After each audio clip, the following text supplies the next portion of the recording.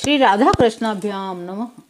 भगवान श्री कृष्ण की कथाओं का आश्रय लेने वाले भक्तजनों, मैं संध्या रानी महात्मा वेद व्यास जी एवं गुरुजनों की आज्ञा से श्रीमद् भागवत महापुराण के दशम स्कंद के 41वें अध्याय को प्रारंभ करती हूँ। अध्याय 41, श्री कृष्ण का मथुरा जी में प्रवेश। श्री सुखदेव जी कहते हैं, परीक्षित, अक्रूर जी इस प्रकार स्तुति कर रहे थे। उन्हें भगवान श्री कृष्ण ने जल में अपने दिव्य रूप के दर्शन कराए और फिर उसे छिपा लिया। ठीक वैसे ही जैसे कोई नट अभिनय में रूप दिखाकर फिर उसे पर्दे की ओट में छिपा दे। जब अक्रूर जी ने देखा भगवान का वह दिव्य रूप अंतर ध्यान हो गया, तब वे जल से बाहर निकल आए, आवश्यक कार्य समाप्त कर रथ पर चले आए। उस समय वे बहुत ही विस्मित हो रहे थे। भगवान श्री कृष्ण ने उनसे पूछा, चाचा जी, आपने पृथ्वी, आकाश या जल में कोई अद्भुत वस्तु देखी है क्या? आपकी आकृति देखने से ऐसा ही जान पड़ता है। अक्रूर जी ने कहा, प्रभु, पृथ्वी, आकाश या जल में, सारे जगत में जितने भी अद्भुत पदार्थ हैं वे सब आप में ही हैं, क्योंकि आप विश्व रूप है। जब मैं आपको ही देख रहा हूँ तब ऐसी कौन सी अद्भुत वस्तु रह जाती है जो मैंने न देखी हो। गांधी नंदन अक्रूर जी ने यह कहकर रथ हाँक दिया। भगवान श्री कृष्ण और बलराम जी को लेकर दिन ढलते ढलते वे मथुरापुरी जा पहुंचे। मार्ग में स्थान स्थान पर गांवों के लोग मिलने के लिए आते। भगवान श्री कृष्ण और बलराम जी को देखकर आनंद मग्न हो जाते। वे एकटक उनकी ओर देखने लगते, अपनी दृष्टि हटा न पाते। नंद बाबा आदि ब्रजवासी तो पहले से ही वहां पहुंच गए थे। मथुरापुरी के बाहरी उपवन में रुककर उनकी प्रतीक्षा कर रहे थे। उनके पास पहुंचकर जगदीश्वर भगवान श्री कृष्ण ने विनीत भाव से खड़े अक्रूर जी का हाथ अपने हाथ में लेकर मुस्कुराते हुए कहा, चाचा जी, आप रथ रहकर पहले मथुरापुरी में प्रवेश कीजिए, फिर अपने घर जाइए। हम लोग पहले यहाँ उतरकर फिर नगर देखने के लिए आएंगे। अक्रूर जी ने कहा, प्रभु, आप दोनों के बिना मैं मथुरा में नहीं जा सकता। मैं आपका भक्त हूँ। भक्त वत्सल प्रभु, आप मुझे मत छोड़िए। आइए, चलिए, मेरे परम हितैषी सच्चे सुहृदय भगवान, आप बलराम जी, ग्वाल बालो, नंद राय जी आदि आदमियों के साथ चलकर हमारा घर सनात कीजिए। हम गृहस्थ हैं, आप अपने चरणों की धूलि से हमारा घर पवित्र कीजिए। आपके चरणों की धोवन गंगा जल से अग्नि, देवता, पितर सबके सब तृप्त हो जाते हैं। आपके चरणों तक गंगा जी ने तो तीनों लोक पवित्र कर दिए। वे मूर्तिमान पवित्रता हैं। उन्हीं के स्पर्श से सगर के पुत्रों को सदगति प्राप्त हुई। उसी जल को स्वयं भगवान शंकर ने अपने सिर पर धारण किया। हे यदुवंश शिरोमणि, आप देवताओं के भी आराध्य हैं। हे उत्तम पुरुष, मैं आपको नमस्कार करता हूँ। श्री भगवान ने कहा, चाचा जी, मैं दाऊ भैया के साथ आपके घर आऊंगा। पहले इस यदुवंशियों के द्रोही कंस को मारकर तब अपने सभी सुहृदय स्वजनों का प्रिय करूंगा। श्री सुखदेव जी कहते हैं, परीक्षित, भगवान के इस प्रकार कहने पर अक्रूर जी कुछ अनमने से हो गए।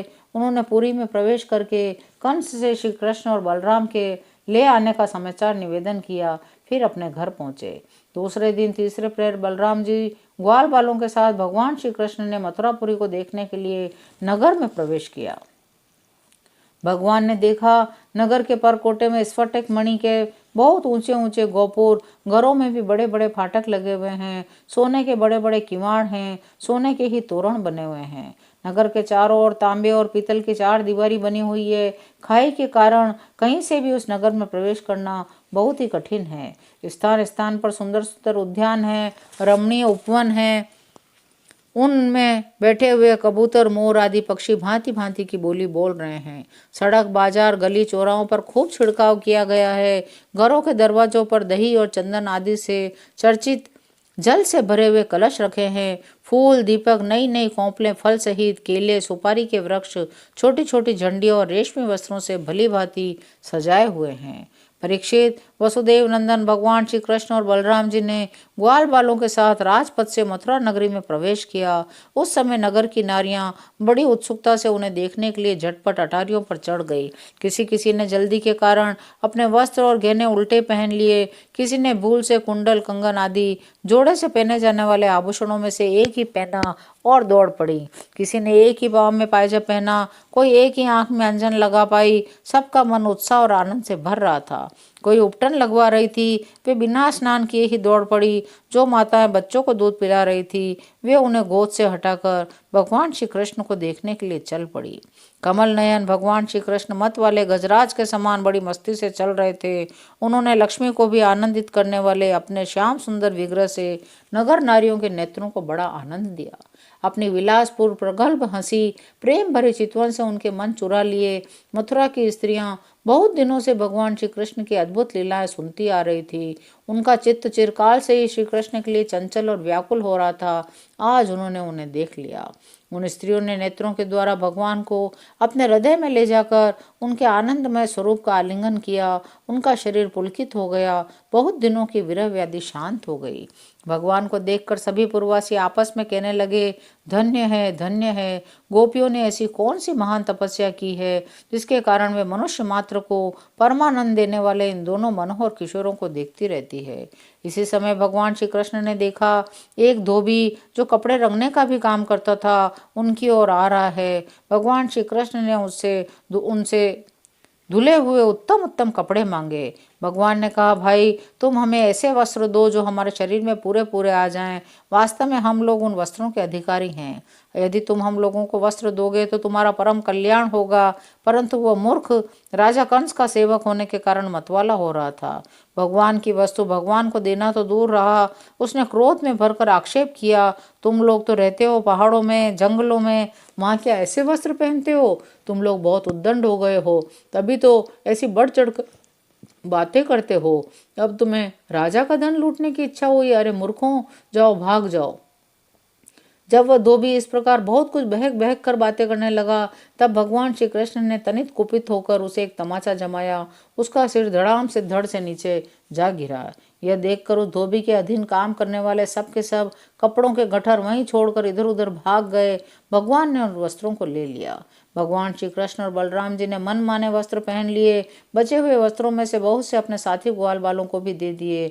बहुत कपड़े वहीं जमीन पर ही छोड़कर चल दिए। भगवान श्री कृष्ण और बलराम जब कुछ आगे बढ़े तब उन्हें एक दर्जी मिला। भगवान का अनुपम सौंदर्य देखकर उसे बड़ी प्रसन्नता हुई। उसने उन रंग बिरंगे सुंदर वस्त्रों को उनके शरीर पर ऐसे ढंग से सजा दिया, वे सब ठीक ठाक फप गए। अनेक प्रकार के वस्त्रों से विभूषित होकर दोनों भाई और भी अधिक शोभायमान हुए ऐसे जान पड़ते थे मानो उत्सव के समय श्वेत और श्याम गज शावक भली भांति सजा दिए गए हों। भगवान श्री कृष्ण दर्जी पर बहुत प्रसन्न हुए। उन्होंने उसे इस लोक में भरपूर धन संपत्ति, बल, ऐश्वर्य, अपनी स्मृति और दूर तक देखने सुनने आदि की इंद्रिय संबंधी शक्तियां दी। मृत्यु के बाद के लिए अपना सारूप्य मोक्ष भी दे दिया। इसके बाद भगवान श्री कृष्ण सुदामा माली के घर गए। दोनों भाइयों को देखते ही सुदामा उठ खड़ा हुआ, पृथ्वी पर सिर रखकर उन्हें प्रणाम किया। फिर आसन पर बिठाकर उनके पांव पखारे, हाथ धुलाए। सभी ग्वाल वालों सहित सबकी फूलों के हार, पान, चंदन आदि सामग्रियों से विधिवत पूजा की। वह प्रार्थना करने लगा, प्रभु आप दोनों के शुभागमन से मेरा जन्म सफल हो गया, हमारा कुल पवित्र हो गया। आज हम पितर, ऋषि और देवताओं के ऋण से मुक्त हो गए। वे हम पर परम संतुष्ट हैं। मैं आपका दास हूँ। आप दोनों मुझे आज्ञा दीजिए, मैं आप लोगों की क्या सेवा करूँ। भगवान जी पर आपका ये बहुत बड़ा अनुग्रह है, पूर्ण कृपा प्रसाद है। आप उसे आज्ञा देकर किसी कार्य में नियुक्त करते हैं। सुदामा माली ने इस प्रकार प्रार्थना करने के बाद भगवान का अभिप्राय जानकर बड़े प्रेम और आनंद से भरकर अत्यंत सुंदर सुंदर सुगंधित पुष्पों से गुथे हुए हार उन्हें पहनाए। जब ग्वालपाल और बलराम जी के साथ भगवान श्री कृष्ण उन सुंदर सुंदर मालाओं से अलंकृत हो चुके, तब उन वरदायक प्रभु ने प्रसन्न होकर विनीत और शरणागत सुदामा को श्रेष्ठ वर दिए। सुदामा माली ने उनसे वर मांगा, प्रभु आप ही समस्त प्राणियों की आत्मा हैं। सर्वस्वरूप आपके चरणों में मेरी अविचल भक्ति हो। आपके भक्तों से मेरा सौहार्द और मैत्री का संबंध हो। समस्त प्राणियों के प्रति अहेतुक दया का भाव बना रहे। भगवान श्री कृष्ण ने सुदामा को उसके मांगे हुए वर तो दिए ही, ऐसी लक्ष्मी भी दी जो वंश परंपरा के साथ साथ बढ़ती जाए, और साथ ही बल, आयु, कीर्ति और कांति का भी वरदान दिया। इसके बाद भगवान श्री कृष्ण बलराम जी के साथ वहां से विदा हो गए। 41वां अध्याय यहीं विराम लेता है। शेष अगले अंकों में। जय श्री कृष्ण।